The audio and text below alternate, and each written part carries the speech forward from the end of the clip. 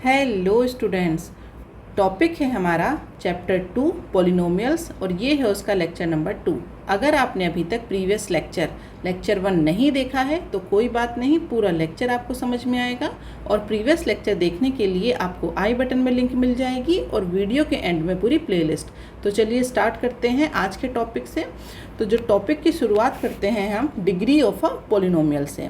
तो यहाँ पर बेसिक सा इंट्रोडक्शन ले लेते हैं, लास्ट क्लास में डिटेल में बताया था। तो अगर हम डिग्री ऑफ अ पॉलिनोमियल की बात करें तो जैसे आपके पास एक पॉलिनोमियल लिखा हुआ है, तो ये मैंने एक एग्जांपल लिया हुआ है। अब इस पॉलिनोमियल की अगर हम बात करें तो इसमें जो वेरिएबल है वो क्या है, आपके पास वेरिएबल है x, और इस x की जो हाईएस्ट पावर है वो कितनी है 3। तो यहाँ पर इस पॉलिनोमियल की जो डिग्री है वो क्या कहलाएगी 3। एक और एग्जांपल ले लेते हैं। मैंने यहाँ पर लिखा 5x की power 4 plus 8x cube plus 3। यहाँ पर अगर हम बात करें तो वेरिएबल क्या है, वेरिएबल है x, लेकिन इस x की जो हाईएस्ट पावर है वो कितनी है 4। तो इसका मतलब यहाँ पर इस पॉलिनोमियल के लिए जो डिग्री है वो क्या हो जाएगी 4। ठीक है, अब हम बात करते हैं लीनियर पॉलिनोमियल की। तो अगर हम डेफिनेशन के टर्म्स में देखें तो लीनियर पॉलिनोमियल वो पॉलिनोमियल होते हैं जिनकी डिग्री क्या होती है 1। तो आप कह सकते हैं आप पॉलिनोमियल ऑफ डिग्री 1। ठीक है, तो लीनियर पॉलिनोमियल क्या कहलाएंगे, a polynomial of degree 1 is called linear polynomial. अब ये जो डिग्री 1 वाले पॉलिनोमियल है इन्हें कैसे रिप्रेजेंट करेंगे, तो डिग्री 1 का मतलब है कि x की, अगर आप x वेरिएबल ले रहे हैं तो x की जो हाईएस्ट पावर होगी वहाँ पर वो क्या होगी 1, तभी तो वो लीनियर पॉलिनोमियल है। ठीक है, तो लीनियर पॉलिनोमियल का मतलब अ polynomial of degree 1, that means यहाँ पर जो भी वेरिएबल आपने लिया x, y, z जो भी लेंगे उसकी जो हाईएस्ट पावर होगी वो क्या हो जाएगी 1। तो अब अगर आप इसके लिए एग्जांपल लेना चाहें तो आप कैसे लिख सकते हैं, मैंने लिखा 2x। तो 2x क्या है, एक पॉलिनोमियल है। यहाँ पर x की जो वैल्यू है हाईएस्ट वैल्यू, ठीक है, वो कितनी है 1। अगर हम x के कोफिशिएंट की बात करें तो कोफिशिएंट 2 है, लेकिन डिग्री की अगर हम बात करें x की तो वो कितनी है 1। तो ये क्या हो जाएगा, ये एक लीनियर पॉलिनोमियल हो जाएगा। मैंने लिखा 5x प्लस 3। यहाँ पर अगर आप बात करें इसकी तो ये जो x की पावर है वो कितनी है यहाँ पर 1। कोफिशिएंट की बात नहीं करनी है, सिर्फ x की पावर देखनी है। तो x की जो हाईएस्ट पावर है वो कितनी है यहाँ पर 1। तो ये भी क्या हो जाएगा, एक लीनियर पॉलिनोमियल का एग्जांपल हो जाएगा। मैंने लिखा यहाँ पर √2y ले लेते हैं, √2y प्लस 5। ठीक है, यहाँ पर जो वेरिएबल है आपका वो क्या है y, और y की जो पावर है हाईएस्ट पावर y की वो क्या है यहाँ पर 1। ठीक है, y के साथ जो कोफिशिएंट है वो है √2। कोफिशिएंट की बात नहीं करेंगे, बात करेंगे सिर्फ y के ऊपर जो भी डिग्री लगी हुई है y की जो पावर है उसकी। तो यहाँ पर y की जो हाईएस्ट पावर है वो कितनी है 1। दैट मीन्स ये क्या हो जाएगा, ये हो जाएगा एक लीनियर पॉलिनोमियल। तो अगर आप इसे जनरल टर्म्स में लिखना चाहें तो हम लिख सकते हैं कि ये जो लीनियर पॉलिनोमियल होता है ये होता है हमारे पास ax प्लस b। यहाँ पर ये जो वेरिएबल है वो मैंने x लिया है, तो जनरल टर्म में आप इसे लिख सकते हैं ax प्लस b। लेकिन कंडीशन क्या होगी लीनियर पॉलिनोमियल के लिए, कंडीशन ये होगी कि ये जो हमारे पास a है ये हमारा कभी भी ज़ीरो नहीं होगा। क्यों नहीं होगा ज़ीरो, जैसे अगर मैं इसे ज़ीरो ले, अगर a की जो वैल्यू है जो कोफिशिएंट है उसे मैं ज़ीरो कर दूं तो इसका मतलब ये हुआ कि ये जो इक्वेशन है ये आपकी इक्वल हो जाएगी b के, और ये जो b है ये क्या हो जाएगा, ये एक कांस्टेंट पॉलिनोमियल हो जाएगा। इसकी जो डिग्री है वो यहाँ पर 1 नहीं होगी। क्यों, क्योंकि आपने a की वैल्यू को ले लिया 0। तो अगर आप a की वैल्यू को 0 लेंगे तो यहाँ पर अगर a की वैल्यू 0 है तो सिर्फ हमें क्या मिलेगा b। आप इसे इस तरीके से लिख सकते हैं और डिटेल में देख लेते हैं। यहाँ पर अगर मैं इसमें लिखूँ if a is equal to 0, अगर a 0 है तो आप इसकी वैल्यू पुट करिए 0 into x plus b. That means आपके पास क्या बचा b, और b क्या है, b एक आपका कोई भी रियल नंबर है। तो अब मुझे यहाँ पर ये बताइए कि ये जो b है इसके साथ क्या होता है, इसके साथ x की पावर 0 इन्वॉल्व होती है। तो यहाँ पर ये जो पोलिनोमियल है इसकी डिग्री क्या हो गई, इसकी डिग्री 1 नहीं है, इसकी डिग्री क्या है अब 0। क्यों? क्योंकि यहाँ पर x की जो हाईएस्ट पावर है वो क्या है 0। तो अगर हम जनरल टर्म में लीनियर पोलिनोमियल को डिफाइन करते हैं तो हम उसे लिखते हैं ax प्लस b, लेकिन कंडीशन क्या होती है, a शुड नॉट 0, a कभी भी 0 नहीं होगा। अगर हमने कोफिशिएंट a की वैल्यू 0 ले ली तो ये कभी भी लीनियर पोलिनोमियल नहीं बना पाएगा, क्योंकि लीनियर पोलिनोमियल की शर्त है कि यहाँ पर जो x की हाईएस्ट पावर है वो क्या होगी, 1 होगी, और ये मतलब x की जो पावर है 1 ही होगी, उसके अलावा अदर देन मतलब x की पावर आप 0, 2 इस तरीके से नहीं ले सकते, x की पावर 1 है तो ही वो लीनियर पोलिनोमियल है। ठीक है, मतलब हाईएस्ट पावर भी 1 ही होगी, उससे ऊपर नहीं जाएंगे। मतलब आप कहें कि मैम मैंने एग्जांपल में ले लिया x² प्लस 3x प्लस 2, तो यहाँ पर भी तो x की पावर 1 है, तो हाईएस्ट पावर भी देखते हैं। ठीक है, तो जो हाईएस्ट पावर है x की और उसके अलावा वहाँ पर कांस्टेंट टर्म भी हो सकता है। तो लीनियर पोलिनोमियल वो पोलिनोमियल जहाँ पर x की जो हाईएस्ट पावर है वो क्या है वहाँ पर 1, तो उसे हम कहेंगे कि ये हमारा एक लीनियर पोलिनोमियल हो गया। अब हम आते हैं क्वाड्रेटिक पोलिनोमियल पे। तो अगर क्वाड्रेटिक पोलिनोमियल की बात करें तो यहाँ पर जो x की हाईएस्ट पावर होगी वो कितनी होगी, 2। मतलब आपने अगर एक पोलिनोमियल लिखा, आपने पोलिनोमियल लिखा जैसे 4x² प्लस 7x प्लस 5। ठीक है, यहाँ पर वेरिएबल क्या है x, और x की अब देखिए x की यहाँ पर 2 पावर दिख रही है, एक तो 2 और एक x की पावर 1 भी यहाँ पर प्रेजेंट है। लेकिन हम देखेंगे x की हाईएस्ट पावर, तो x की हाईएस्ट पावर कितनी है यहाँ पर, अगर हम बात करें x की हाईएस्ट पावर की तो वो कितनी है 2। ठीक है, तो इसका मतलब ये एक क्वाड्रेटिक पोलिनोमियल हो गया। आप इसे इस तरीके से भी लिख सकते हैं। कोई एक एग्जांपल और लिया मैंने लिखा यहाँ पर 5x² प्लस 7। अब यहाँ पर देखिए x की जो हाईएस्ट पावर है वो कितनी है यहाँ पर 2, तो ये भी क्या हो जाएगा, ये भी एक क्वाड्रेटिक पोलिनोमियल हो जाएगा। आप इसे सिंपल सिर्फ इस तरीके से भी लिखते, अगर मैं यहाँ पर लिख दूँ 7x², और कोई टर्म इसमें प्रेजेंट नहीं है, सिर्फ 7x² लिखा हुआ है, तो यहाँ पर भी x की जो हाईएस्ट पावर है वो कितनी है 2, तो ये हो जाएगा एक क्वाड्रेटिक पोलिनोमियल का एग्जाम्पल। अब इसे भी अगर हम जनरल टर्म्स में लिखना चाहें तो हम कह सकते हैं कि जब भी कोई पोलिनोमियल आपका इस तरीके से ax² plus bx plus c इस टर्म में लिखा हुआ है और यहाँ पर भी a does not equal to 0 की कंडीशन रहेगी। क्यों? क्योंकि अगर a 0 हो गया तो इसका मतलब ये वाली टर्म तो चली गई 0 में, तो ये टर्म अगर 0 में चली गई तो आपके पास बचा क्या, बचा यहाँ पर bx प्लस c, और ये जो bx प्लस c है इसमें अगर हम देखें तो x की जो हाईएस्ट पावर है वो क्या बची 1, तो यहाँ पर अगर x की पावर 1 हो गई तो ये क्वाड्रेटिक पोलिनोमियल ना होकर के क्या हो जाएगा, लीनियर पोलिनोमियल हो जाएगा। तो हमें सिर्फ मतलब है कि यहाँ पर ये जो ax² है इसकी जो टर्म है, इसका जो कोफिशिएंट है a, ये 0 ना हो, बाकी कुछ भी 0 हो। ठीक है, अगर आपके पास b की वैल्यू 0 है, c की वैल्यू 0 है तो उससे हमें कोई मतलब नहीं है। क्यों? क्योंकि यहाँ पर हमने देखा है कि सिंपली अगर हमने लिखा है x² तो ये भी क्या है, ये जो x² है ये भी एक क्वाड्रेटिक पोलिनोमियल है, अपने आप में ये सफिशिएंट है क्वाड्रेटिक पोलिनोमियल के लिए। तो यहाँ पर हमें b और c 0 हो ना हो उससे मतलब नहीं है, लेकिन अगर हम क्वाड्रेटिक पोलिनोमियल की बात कर रहे हैं तो वहाँ पर x² के साथ जो भी कोफिशिएंट होगा वो 0 नहीं होना चाहिए, क्योंकि अगर वो कोफिशिएंट 0 हो गया तो जो पूरी टर्म है हमारी उसे हम फिर क्वाड्रेटिक पोलिनोमियल नहीं कह सकते।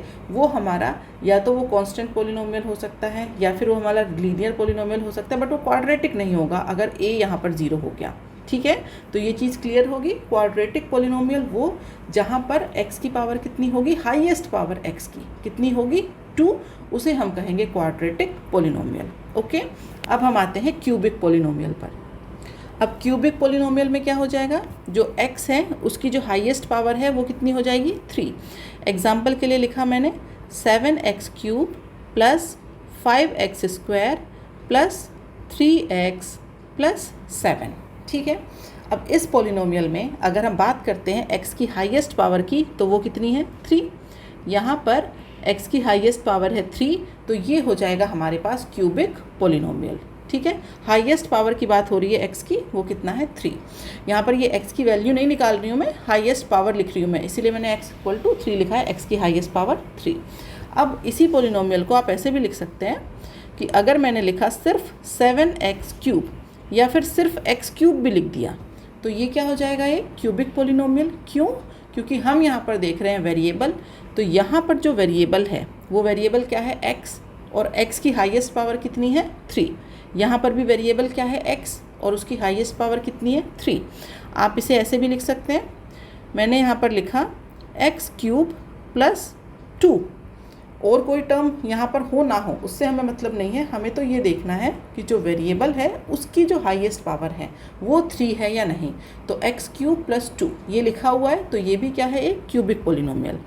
मैंने लिखा x³ + 5x² + 7, यहाँ पर भी x की हाईएस्ट पावर 3, ठीक है। फिर मैंने लिख दिया x³ + 3x² + 2x ले लेते हैं +9, ठीक है।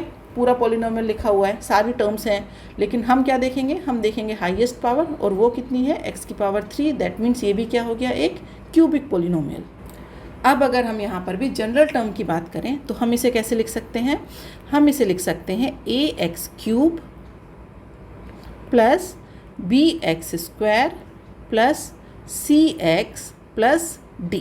तो जनरल टर्म में आप इसे इस तरीके से लिखेंगे। अब यहाँ पर भी कंडीशन क्या है, क्यूबिक पोलिनोमियल के लिए कंडीशन है कि a does not equal to 0, a कभी भी 0 नहीं होना चाहिए। और ये जो a b c d हैं ये सारे आपके क्या होंगे, कोई भी कांस्टेंट टर्म आप यहाँ पर ले सकते हैं, मतलब a 0 ना हो उसके अलावा, मतलब ये जो b c d है ये 0 भी हो सकते हैं, और बाकी देखा जाए तो a b c d कोई भी कांस्टेंट टर्म हो सकती है, लेकिन सिर्फ a के साथ कंडीशन ये है कि a जो है हमारा वो 0 नहीं होगा। तो अब तक ये जो पोलिनोमियल थे इनके नाम थे कि लीनियर हो गया, क्वाड्रेटिक हो गया हमारे पास, ठीक है, क्यूबिक हो गया। लेकिन अगर इससे भी ज़्यादा n डिग्री वाले जो पोलिनोमियल आते हैं तो उसके अगर हम एक्सप्रेशन की बात करें तो हम उसे कैसे लिखेंगे, हम उसे रिप्रेजेंट करेंगे इस तरीके से। आप लिख सकते हैं a की पावर n x की पावर n, ठीक है, प्लस a की पावर n-1 और x की पावर क्या हो जाएगा n-1। तो इस तरीके से ये चलते रहेंगे, ठीक है। फिर ये हो जाएगा लास्ट में a1 और x की पावर भी क्या आ जाएगी 1, तो वो लिखने की ज़रूरत नहीं है। फिर ये हो जाएगा a0 और यहाँ पर आ जाएगी x की पावर 0 और x की पावर 0 होती है 1। तो अगर हम जनरल टर्म की बात करें, अगर मैं आपसे ये कहूँ कि जो n पावर वाला पोलिनोमियल होता है उसे आप कैसे लिखेंगे, तो उसे हम ऐसे लिखेंगे, ठीक है। यहाँ पर जो पोलिनोमियल की पावर है वो कितनी है n। तो कोई भी जो बड़े पोलिनोमियल होते हैं, जैसे एक एग्जांपल लिख के बता देती हूँ मैं आपको। तो पोलिनोमियल पर जो पावर है, माना कि 8 की पावर है, तो आप लिखेंगे यहाँ पर ऐसे, उसका जो कांस्टेंट टर्म है, कोफिशिएंट है उसके साथ, वो है 5, तो ये लिख दिया x की पावर 8, ठीक है। फिर उसके बाद जो नेक्स्ट टर्म है उसके साथ कोफिशिएंट ले लिया मैंने 2, x की पावर हो गई 7, माना कि x की पावर 6, 5 मिसिंग है, तो यहाँ पर मैंने लिख लिया 3 x की पावर 4 प्लस 2 x की पावर 3। फिर कोई टर्म मिसिंग हो गई, फिर यहाँ पर आ गया x और ये आ गया हमारे पास 5। तो ये भी हमारा क्या हो गया, एक पोलिनोमियल हो गया।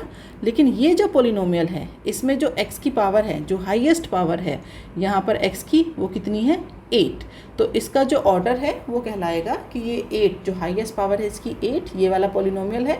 बट इतने हाई पोलिनोमियल आते नहीं है, तो इनके जो नाम है वो डिफाइन नहीं है। जनरली हम क्या करते हैं, लीनियर पोलिनोमियल हो गया, क्वाड्रेटिक हो गया हमारे पास, ठीक है, और ये हमारे पास क्यूबिक पोलिनोमियल हो गया, इनसे ही हमारा काम हो जाता है।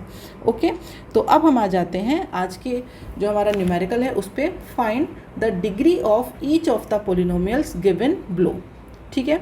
तो अगर हम बात करते हैं फर्स्ट एग्जांपल की, तो यहाँ पर हम देखेंगे कि इसमें जो वेरिएबल है वो क्या है x, और इस x की जो हाईएस्ट पावर है वो कितनी है 5।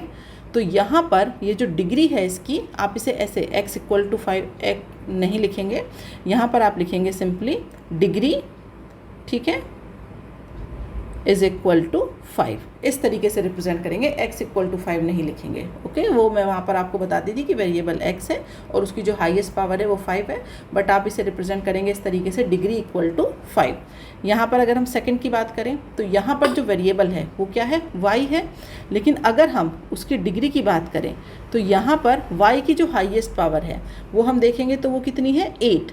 तो इसकी जो डिग्री है वो कितनी हो जाएगी, 8।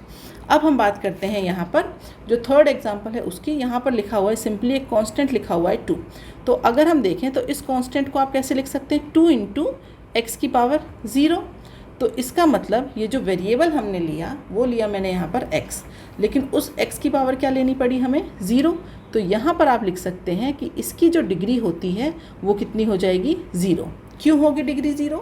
डिग्री 0 इसलिए होगी क्योंकि ये एक कांस्टेंट पॉलिनोमियल है। तो अगर हम कांस्टेंट पॉलिनोमियल की बात करें तो उसकी डिग्री क्या होती है, 0 होती है। क्यों? क्योंकि वहाँ पर x की पावर 0 जो होती है वो इन्वॉल्व होती है उस कांस्टेंट के साथ। तो अभी तक हमने बात किया कि हमने पॉलिनोमियल को देखा, बताया कि ये कैसे पॉलिनोमियल है, ठीक है। लेकिन अब अगर हम ये देखें कि कोई टर्म ऐसी भी हो सकती है क्या कि जिसे देख के हम ये कहें कि ये पॉलिनोमियल नहीं है। जैसे मैंने अब यहाँ पर एक टर्म लिखी, मैंने लिखा यहाँ पर x प्लस 1/x। अब मैं आपसे कहूँ कि बताइए मुझे ये एक पॉलिनोमियल है या नहीं। या फिर मैंने एक दूसरी टर्म लिखी, मैंने लिखा यहाँ पर √x प्लस 3। तो ये एक पॉलिनोमियल है या नहीं। तो पॉलिनोमियल के लिए एक शर्त ये भी है, अगर इसकी हम बात करें तो ये पॉलिनोमियल नहीं है। क्यों नहीं है? क्योंकि पॉलिनोमियल के लिए जो x की पावर होगी, अगर हम बात करते हैं वेरिएबल की पावर, x की पावर की हम बात करें तो ये हमारे होल नंबर्स होने चाहिए, ठीक है। अब होल नंबर्स की बात करें तो क्या होंगे, 0, 1, 2, 3, इस तरीके से, ठीक है। अब यहाँ पर आप देखिए, अगर मैं इस वाले एक्सप्रेशन की बात करूँ तो इसे हम कैसे लिख सकते हैं, x प्लस x की पावर 1। तो x की पावर 1 जो है ये होल नंबर नहीं है, दैट मीन्स ये वाला जो टर्म है इसकी वजह से ये पॉलिनोमियल नहीं है। यहाँ पर सेकंड वाले एग्जांपल की बात करूँ तो आप इसे लिख सकते हैं x की पावर 1/2 प्लस 3। तो ये जो 1/2 है ये भी क्या है, ये भी एक होल नंबर नहीं है, तो इसकी वजह से ये भी एक पॉलिनोमियल नहीं है। तो जब भी आप कोई एक्सप्रेशन देखेंगे और आपसे ये पूछा जाए कि ये बताइए ये एक पॉलिनोमियल है या नहीं, तो आपको ये देखना है कि यहाँ पर ये जो पावर है, जो वेरिएबल है उसकी जो पावर है वो एक होल नंबर होना चाहिए, तो ही वो एक पॉलिनोमियल होगा, नहीं तो नहीं होगा। जैसे एक और एग्जाम्पल लिया, मैंने लिखा यहाँ पर √y और यहाँ पर पावर लगा दी 3 और ये हो गया प्लस y²। अब ये एक पॉलिनोमियल है या नहीं? तो यहाँ पर हम देखेंगे, अगर इसे देखें हम तो ये हो जाएगा y की पावर क्या हो जाएगी, 3/2, क्योंकि जो रूट होता है उसका मतलब होता है 1/2, ठीक है। तो ये हो गया y की पावर 3/2 प्लस y²। तो ये वाली टर्म तो बिल्कुल सही है, y²। लेकिन अगर इसकी बात करें y की पावर 3/2, तो जो 3/2 है वो एक होल नंबर नहीं है, दैट मीन्स ये वाली भी जो आपका एक्सप्रेशन है ये भी हम कहेंगे कि ये भी एक पॉलिनोमियल नहीं है। तो पॉलिनोमियल होने की शर्त क्या है कि जो भी पावर होगी वेरिएबल के ऊपर वो अगर एक होल नंबर है तो वो एक पॉलिनोमियल है। लेकिन अगर जो वेरिएबल की पावर है वो हमारा एक होल नंबर नहीं है तो वो पॉलिनोमियल नहीं है। तो ये जो 3 एग्जाम्पल मैंने आपको बताए हैं इनसे आपको क्लियर होगा कि आप इसे आइडेंटिफाई कर पाएँ कि ये एक पॉलिनोमियल है या नहीं है, ठीक है। तो आज के लिए इतना ही। अब हम नेक्स्ट क्लास में मिलेंगे जहाँ पर हम एक्सरसाइज 2.1 को सॉल्व करेंगे। अगर आपको यहाँ पर आज के लेक्चर में कोई भी डाउट है तो मुझे कमेंट बॉक्स में लिख करके बता सकते हैं। ये जो लेक्चर मैंने पढ़ाया है इसकी PDF फाइल टेलीग्राम चैनल पर मिल जाएगी, जिसकी लिंक नीचे चैनल के डिस्क्रिप्शन में दी गई है। तो मिलते हैं नेक्स्ट क्लास में। आज के लिए बाय बाय स्टूडेंट्स।